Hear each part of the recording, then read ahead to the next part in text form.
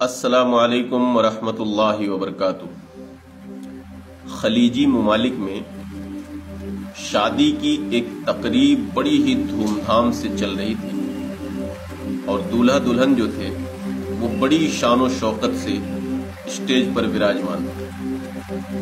अचानक दुल्हन को पता नहीं क्या सूझी, उसने दूल्हे के कान में आहिस्ता से कहा कि तुम अपनी माँ को स्टेज से उतार दो क्योंकि मैं इसे पसंद नहीं। दूल्हा कुछ देर तो सकते की हालत में दुल्हन को देखता रहा, फिर उठकर शादी में जितने भी लोग शरीक थे, जो मेहमान आए हुए थे, उनको अपनी तरफ मुतवज्जा करके उनसे खिताब किया और बोला कि क्या तुम लोग मुझसे मेरी माँ को खरीदोगे? सारे लोग ये सुनकर के हैरान रह गए कि ये क्या बोले जा रहा है। दूल्हे ने 3 दफा ये ऐलान किया, पूरा मजमा सकते में था, खामोश, और किसी ने भी कोई जवाब नहीं दिया। कुछ देर खामोशी रहने के बाद में दूल्हा फिर सब मजमे को मुखातिब हुआ, सबको फिर से जमा किया कि जितने भी लोग मेहमान आए हुए थे उन सबको फिर से जमा किया। फिर उसने कहा कि मैं अपनी माँ को खुद ही खरीदूंगा। दूल्हा ने शादी की अंगूठी उतारी, दुल्हन के हाथ में रखी और अपनी शादी को मनसूख करने का ऐलान किया कि मैं ये शादी नहीं करता। मैं तेरे लिए अपनी जन्नत नहीं छोड़ सकता। और साथ खड़ी माँ के कदमों को बोसा देते हुए कहा कि मैंने ये नफा का सौदा किया है, ये घाटे का सौदा नहीं। मैं ये नहीं कहता कि आप लोग अपनी बीवियों को छोड़ दो।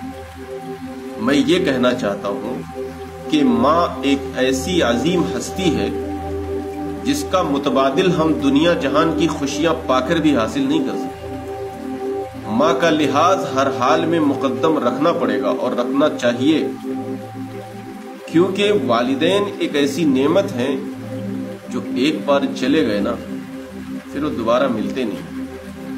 बीवियों का क्या है, बीवी तो मिल जाएगी आपको, माँ बाप दोबारा नहीं मिलेंगे। जो भी औरत आपके माँ बाप की कद्र ना करे, आपके माँ बाप की इज्जत ना करे या आपके माँ बाप को धुतकारे, वो औरत कभी भी आपके लिए फायदेमंद साबित नहीं हो सकती। वो कैसी औरत होगी कि जिसका बेटा तो उसे पसंद है लेकिन उसको जन्म देने वाले उसको पसंद नहीं।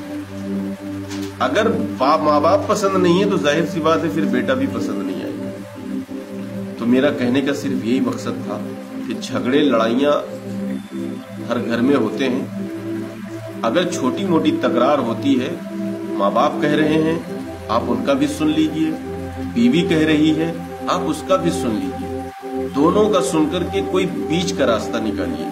माँ बाप की बात सुनकर बीवी पर मत भड़क जाइए और बीवी की बात सुनकर माँ बाप से अलहदगी ना इख्तियार कीजिए। अल्लाह ताला ने आपको अक्ल सलीम दिया है, समझ दिया है, दोनों की बात सुने और बेहतर फैसला करें जो बीवी के हक में भी बेहतर हो, माँ बाप के हक में भी बेहतर हो। माँ बाप को किसी भी सूरत छोड़ा नहीं जा सकता। मैं बीवी को भी छोड़ने की बात नहीं करता, मैं कहता हूँ बीच का रास्ता निकालो। लेकिन अगर आपकी बीवी आपके माँ बाप से बदतमीजी करती है, बदसलूकी करती है, उनको लानतान करती है और उनके साथ ऐसी हरकतें करती है जिसे आप पसंद नहीं करते, तो फिर ऐसी बीवी का आपकी जिंदगी में नहीं होना चाहिए। अल्लाह करीम अपने वालिदैन की इताअत का हम सबको फरमा बरदार बनाए और हमें वालिदैन की खिदमत करने की तौफीक अता फरमाए। बदनसीब होते हैं वो लोग जिन्होंने वालिदैन को बुढ़ापे की हालत में पाया और वो उनकी खिदमत करके जन्नत हासिल न कर सके। अल्लाह के रसूल ने बद्दुआ की है ऐसे लोगों के लिए कि हलाक हों, खाक आलूद हों वो लोग जिन्होंने अपने माँ बाप को बुढ़ापे की हालत में पाया और उनकी खिदमत करके वो अल्लाह को राजी न कर सके। कितनी बड़ी नेमतें हैं। माँ बाप आपके हक में जो दुआएं करते हैं ना, वो दिल से करते हैं। आपकी मगफिरत के लिए अल्लाह से जो दुआएं करते हैं, आप कभी भी माँ बाप के जैसी दुआ दुनिया में आपको कोई नहीं कर सकता। तो माँ बाप का होना ये बच्चों के लिए बड़ी सआदत की बात है। वो नेमत है, वो रहमत है, उनकी कद्र करें और उनको کو حقارت کی نظروں سے نہ دیکھیں، ان کو ذلیل نہ کریں۔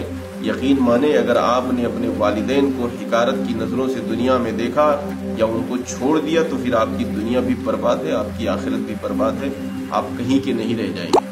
میرا صرف آپ لوگوں کو یہی مشورہ ہے کہ جب والدین اس دنیا میں نہیں ہوتے ہیں نا، پھر آپ کس کے کندھے پر سر رکھ کر کے روئیں آپ کو پتہ نہیں، پھر آپ کو معلوم ہوتا ہے کہ ماں باپ آپ کی زندگی میں کیا اہمیت رکھتے ہیں۔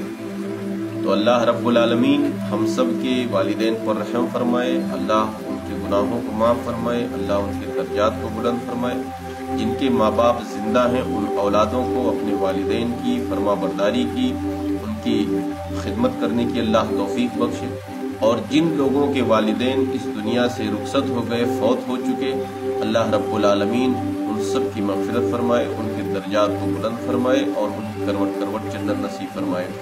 رب ارحمہما کما ربیانی صغیرا رب اجعلنی مقیم الصلاۃ ومن ذریتی ربنا وتقبل دعاء ربنا اغفر لی ولوالدی وللمؤمنین یوم یقوم الحساب۔ آمین یا رب العالمین۔ السلام علیکم ورحمۃ اللہ وبرکاتہ۔